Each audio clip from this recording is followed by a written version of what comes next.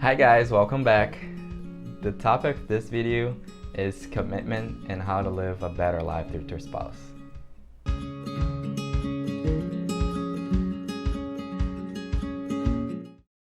First of all, like this video, comment and share with your friends because it's gonna be an awesome video for you all. And everything we're gonna say here, it's based on the Bible, and we just wanted to show you guys that everything you search, everything you wanna know more is in the Bible. So come with us. So the first thing we want to talk about before going ahead and talking about commitment is actually reading a verse from the Bible in Genesis 2nd, verse 24. I'm going to read real quick for you guys. It says, "Therefore shall a man leave his father and mother, and shall be joined unto his wife, and they shall be one flesh." And what does it mean to be one flesh? We just mean that once you get married, you have the commitment to that person, meaning that through everything you do, you're going to be one. Even if you have your troubles or your struggles and the happy times and the sad times, you're going to have that person with you at all times for you to share. Exactly. And you need that person next to you for support. For, let's say you're struggling with something, you have the person to sustain you, to give you strength. That's a better word to say. Give you strength to go through life, to go to your struggles, to go to, like, let's say someone is just getting married, and I'm already telling you guys, the first and second year, I would say like first years of your marriage are the worst. At least for us, it was. But most people too, most couple that we talked about this topic, they actually mentioned that their first years of marriage are like not the worst. I wouldn't say the worst. Okay, sorry, not the worst, but it's like, the learning phase and everything. It's really hard because although you dated that person for X amount of years or months, you're still learning about the person, and the first years is a learning phase.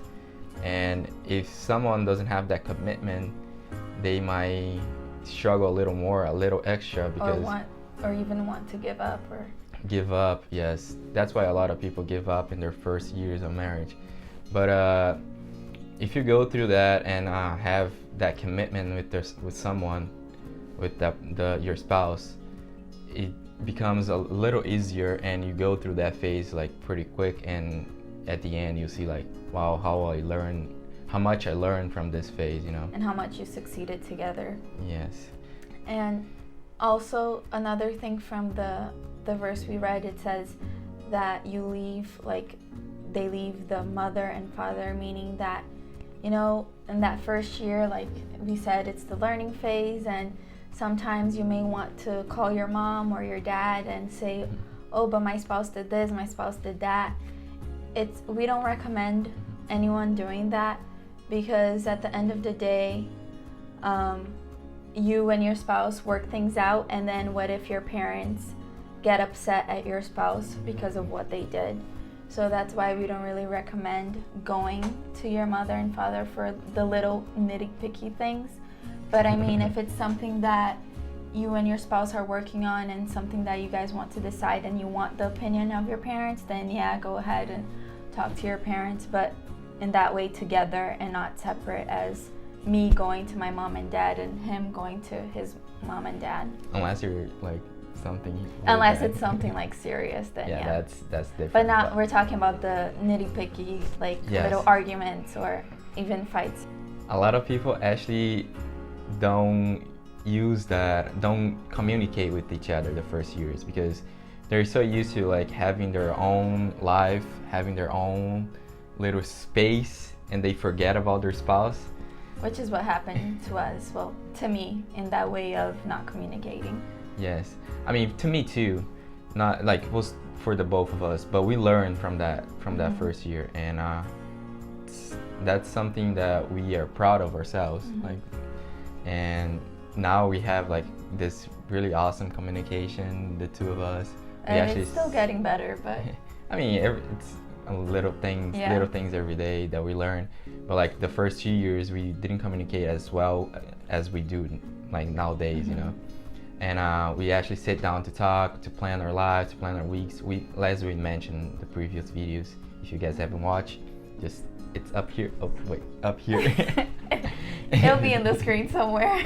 Somewhere in here you see the previous videos, and if you go on our channel you'll find it too. But anyway, it's like you learn from your experience. That's the things that, and you gotta have that commitment, so you know, like after we've been married for almost 3 years, after 3 years we're like, oh my god, we learned so much. We learned like how is this even like us now, because if we weren't for like our commitment we wouldn't be sitting we've been sitting here right now. Like, not saying that we didn't love each other, we loved each other, but it was just a lack of communication and lack of, like, you know, what we learned. Yeah, it's the struggles and the difficulties that if you don't talk to each other and you just burst one day, and you know. Exactly. So like we have mentioned in our previous video too, when we decided to get married, we knew what we wanted, right? So we knew we wanted to get married, and we wrote our vows in our wedding day. And so what we have to keep in mind is know what you wrote in your vows. If you have to go back and reread your vows through your marriage to see what you wrote, to see what you promised to each other, because when those hard time comes, you'll see like, oh, I'm committed to this person, I really love this person, we're just going through a hard phase, this is a hard season for us.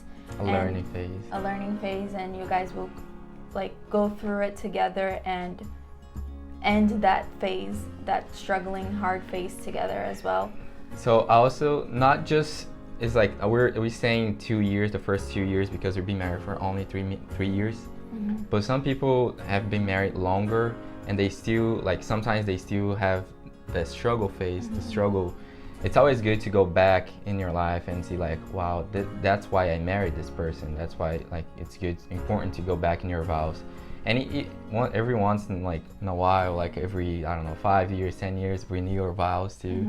That's our plan to do, like we wanted to do that. And that's important too, you know, like especially for people that been married for a long time, to always go back to your vows, or either renew your vows or talk to them and see like why you guys got married, you know. So another thing I wanted to say as well is that when you're going through that hard phase, which is gonna come many times, is not to be negative, not to think about that word divorce. It's not that we condemn divorce. So what I'm saying is that sometimes you don't even realize that you're thinking about it. It's like, oh, if it doesn't work out, we'll just get a divorce. No, we don't condemn divorce, but we're also not for divorce. You know, if you got married and if that person, your spouse, treats you right and treats you in the way that you should be treated, and you guys are just going through a hard time and a difficult phase, then we say, work for it, you know. Work for your marriage. Fight for your marriage. If you have to go to counseling, or if you have to talk to someone that's more experienced, that has more years of marriage than you are, then do that. Don't just kick back and relax and not do anything.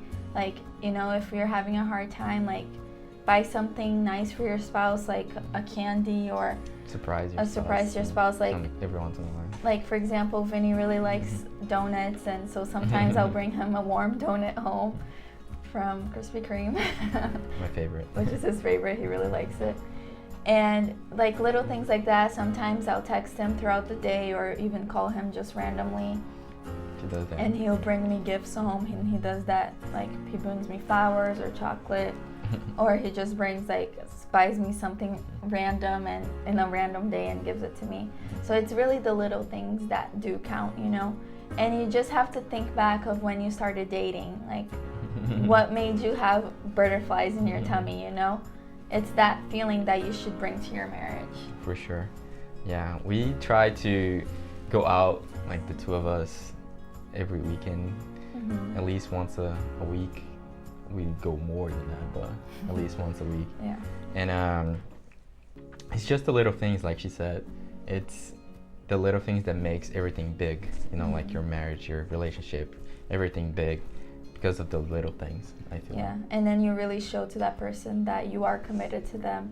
And if they're thinking something negative, they'll be like, wow, like she did this for me, he did this for me, I should change my thinking, I should do something special too.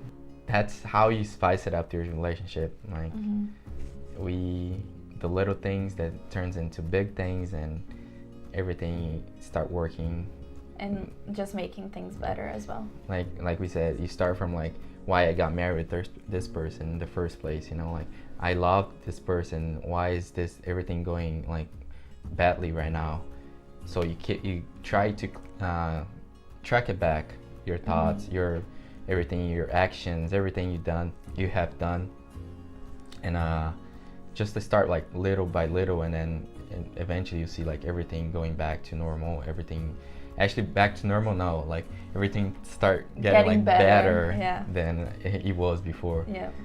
So we wanted to end this video with a couple more verses, well, 3 more verses for you guys, and this one is in Ecclesiastes 4. I'm going to read 9, 10, and 12, and it says, "Two are better than one, because they have a good reward for their labor. For if they fall, the one will lift up his fellow, but woe to him that is alone when he falleth, for he hath not another to help him up. And if one prevail against him, 2 shall withstand him, and a threefold cord is not quickly broken."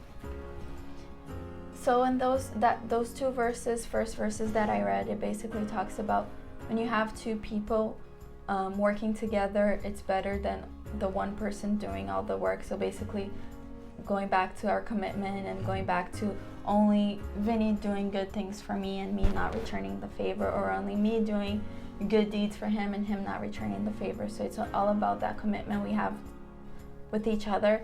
And then that last verse talks about the threefold cord is not quickly broken. Well, that third person is God, and our relationship is God-centered. So if we pray every night, and if we pray together every night and individual too, and we also we always put God first in our relationship and in the decisions that we make as a couple, we know that what we're doing is going to be strong, and it's going to work, even if we go through the hard seasons in our lives. Exactly. Even to start this channel, we talked to God. We like prayed to God to see if this was right, and like everything we do in our lives, together or separate or whatever, we pray to God to see if it's the right thing to do. If it's not, if He can show us what's wrong and what's right. We always put God first, so He can guide our paths. So I hope you guys like this video, and if you do, share with your friends or your family, share with your favorite groups on Facebook. Yeah.